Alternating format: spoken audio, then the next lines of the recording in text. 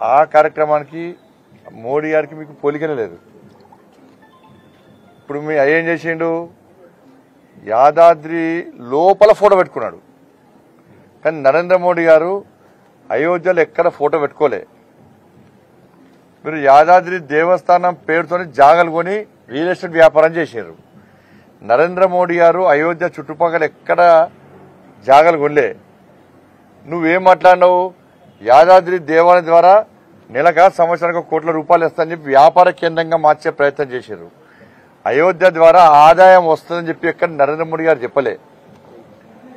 మీరేం చేశారు, జిఆర్ స్వాముల వారిని యాదాద్రి దేవస్థానం ప్రతిష్ట కంటే ముందు మాత్రం మొత్తం వాడుకున్నారు, మంచోడన్నారు. కానీ యాదాద్రి దేవాలయ ప్రాణ ప్రతిష్ట కార్యక్రమాన్ని కనీసం పిలవకుండా అవమానపరిచారు. కానీ నరేంద్ర మోడీ గారు ఎక్కడ సాధు సంతులు అవమానపరచలే. ఇవాళ అయోధ్య, అసలు మీరు అయోధ్యలో రామాలయ నిర్మాణాన్ని సమర్థిస్తారా సమర్థించారా? కాంగ్రెస్ పార్టీ అని బీఆర్ఎస్ పార్టీ అని స్పష్టం చేయాలి. అయోధ్యలో రాముడు జన్మించని చెప్పి మీరు నమ్ముతారా నమ్మరా? కాంగ్రెస్ పార్టీ వాళ్ళు బీఆర్ఎస్ పార్టీ వాళ్ళు స్పష్టం చేయాలి.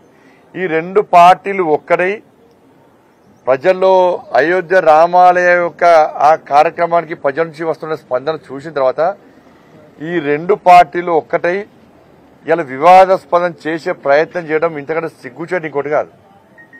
ఇది భారతీయ జనతా పార్టీకి సంబంధించిన కార్యక్రమం కాదు.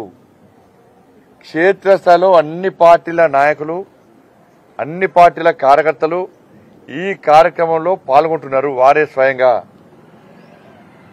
ప్రతి ప్రజాప్రతినిధి పాల్గొంటున్నారు. అక్షింతలు ఎక్కడికైతే రాలేదు, రోడ్ల మీదకి ధర్నాలు చేసే పరిస్థితి వచ్చింది. ఒక ప్రాంతంలో ముస్లిం మతానికి సంబంధించిన వ్యక్తి కూడా అక్షింతల కార్యక్రమంలో పాల్గొన్న విషయాన్ని ఈ రెండు పార్టీల నాయకులు గమనించాలి. మీ కార్యకర్తల ఆలోచన కూడా మీరు స్వీకరించే స్థితిలో లేరు. ఇలా కాంగ్రెస్ అధినాయకత్వం అంటే మీరు దేనికి పోతారు? ఇలా అదే బాబ్రీ మసీదు ప్రారంభం అంటే పోకపోతారా మీరు? మీ ఆలోచన ఏంది? కాబట్టి మంచిగా జరిగేటువంటి కార్యక్రమాన్ని, రాజకీయాలకు అతీతంగా జరిగే కార్యక్రమాన్ని, ఒక ధార్మిక కార్యక్రమాన్ని వివాదాస్పదం చేసి ప్రజల లోపల అయోమయం సృష్టించే ప్రయత్నం చేస్తే దాన్ని ప్రజలు హర్షించారు. ఎక్కడ భారతీయ జనతా పార్టీ తిరిగాల మీరు? ఇప్పుడు ఏమన్నారు, మీరు కటౌట్ పెట్టుకుని వద్దన్నారా? ఇప్పుడు అక్షింతల కార్యక్రమంలో బీఆర్ఎస్ తిరుగుతున్నారు, కాంగ్రెస్ తిరుగుతున్నారు, కమ్యూనిస్టులు కూడా తిరుగుతున్నారు. ఎవరు ఆపిర్రా ఎవరైనా? ఇవాళ కాంగ్రెస్ అధినాయకత్వాన్ని ఆ ట్రస్ట్ వాళ్ళు పిలిచిరు కదా ప్రాంత పరిచయ కార్యక్రమానికి. ఎందుకు పోలే? పిలువ కూడా పిలవలేదంటారు. పిలిచి ఎందుకు పోతలేరు? ప్రధానమంత్రి గారు ఒక గౌరవ ప్రధానమంత్రి హోదాలో కార్యక్రమంలో పాల్గొంటున్నారు, పోతున్నారు. తప్పేంది అలా? మీరు కూల్చేటోళ్ళు, మేము నిర్మించేటోళ్ళం. అది గుర్తుంచుకోండి. మీరు కూల్చేటోళ్ళు, మేము నిర్మించేటోళ్ళం. కాబట్టి కేసీఆర్ చెప్తున్నా మళ్ళా అసలు మీ అయ్యగా భద్రాద్రి రామాలయానికి తలంరావుడు తీసుకోపోలేని స్థితిలో ఉన్నాడు. అసలు దానికి సమాధానం చెప్పు.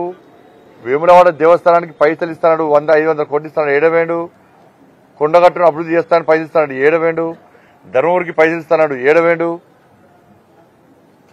మీరు ఇచ్చేది కాక వేములవాడ దేవస్థానానికి సంబంధించి 5 కోట్ల రూపాయలను ఇవాళ వేరే ప్రాంతం తరలించే ప్రయత్నం చేస్తాం. మేము అడ్డుకుంటూ ఆగింది. అది మీకు హిందూ ధర్మం గురించి కానీ, హిందూ దేవాలయాల గురించి కానీ మాట్లాడే అర్హత కాంగ్రెస్ పార్టీలకు, బీఆర్ఎస్ పార్టీలకు లేదు. మీ స్వార్థ రాజకీయాల కోసం మీరు యాగాలు చేసేవాళ్ళు, పూజలు చేసేవాళ్ళు. దీన్ని తెలంగాణ సమాజం గుర్తించింది, అందరు గుర్తించారు.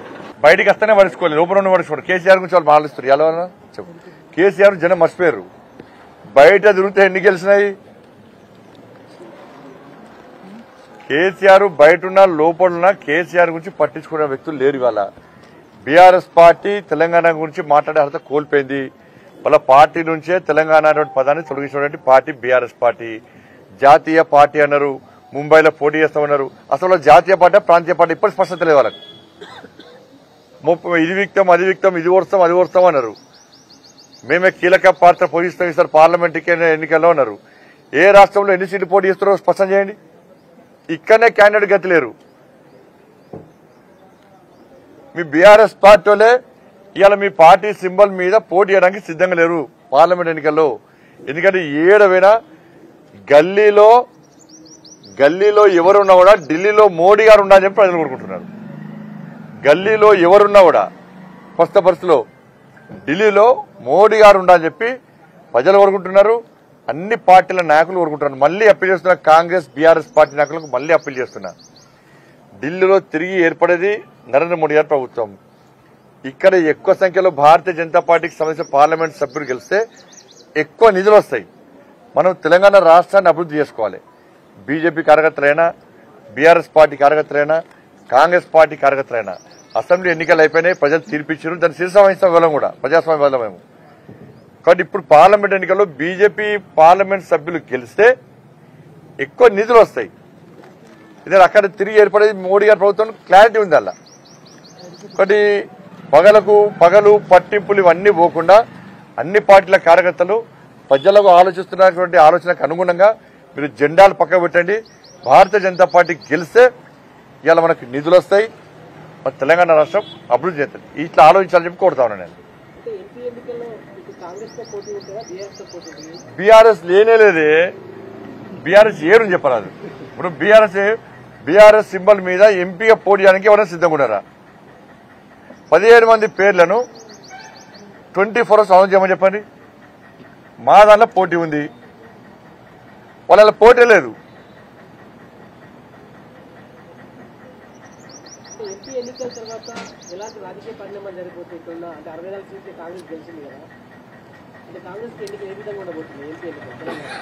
ఎంపీ ఎన్నికల్లో పూర్తి స్థాయిలో భారతీయ జనతా పార్టీ గెలవబోతుంది. నాకు తెలిసి కాంగ్రెస్ పార్టీ నుంచి ఎమ్మెల్యేలను కొనుగోలు చేయడానికి కేసీఆర్ ఆల్రెడీ ప్లాన్ చేస్తున్నాడు. ఆల్రెడీ చాలా మంది కాంగ్రెస్ పార్టీ నాయకులు కేసీఆర్ తో టచ్ లో ఉన్నారు. ఈ పార్లమెంట్ ఎన్నికల తర్వాత కేసీఆర్ ఏదైనా చేయొచ్చు. ఎందుకంటే కాంగ్రెస్ పార్టీలో కేసీఆర్ కోవట్లు చాలా మంది ఉన్నారు. వాళ్లతోని ఆల్రెడీ బేరసారాలు స్టార్ట్ చేసిండు. మొన్న అసెంబ్లీ ఎన్నికల్లో చాలా స్పష్టంగా చెప్పింది నేను. చాలా మందికి కేసీఆర్ పైసలు ఇచ్చిండు. ఎందుకంటే కేసీఆర్ ప్లాన్ మంది కుట్టినోని కూడా వాళ్ళు అనుకుంటాడు కేసీఆర్. ఆయన ఆలోచన దుర్మార్గపు ఆలోచన బీఆర్ఎస్ పార్టీ. కాబట్టి పార్లమెంట్ ఎన్నికల తర్వాత ఏదైనా జరగచ్చు. కేసీఆర్ మూర్ఖత్వపు ఆలోచన వల్ల, కేసీఆర్ కుట్రల వల్ల ఏదైనా జరగదు. కేసీఆర్ కు ప్రజాస్వామ్యం మీద నమ్మకం లేదు, రాజ్యాంగం మీద నమ్మకం లేదు, చట్టాలంటే గౌరవం లేదు, తోటి మనిషి అంటే కనీసం విలువ ఉండదు ఆయనకు ఆయన కుటుంబానికి. కాబట్టి దేనికైనా ఆ కుట్రలకు తెగించి ముందుకొచ్చే వ్యక్తి కేసీఆర్ కుటుంబం.